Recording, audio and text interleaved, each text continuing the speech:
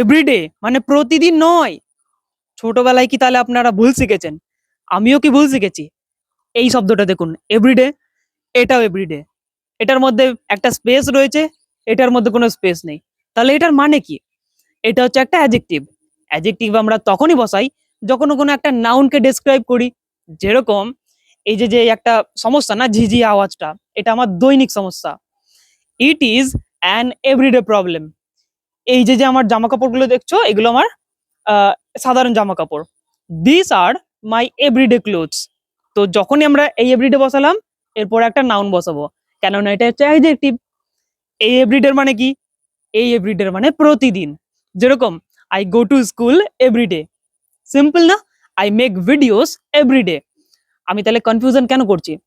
আমাদের অনেক রকমের কনফিউশন হয়।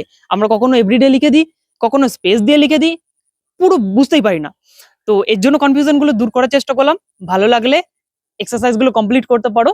লাইক, কমেন্ট, সাবস্ক্রাইব করার দরকার নেই। শুধু এক্সারসাইজ গুলো কমপ্লিট করে আমাকে কমেন্টে জানাও। টাটা।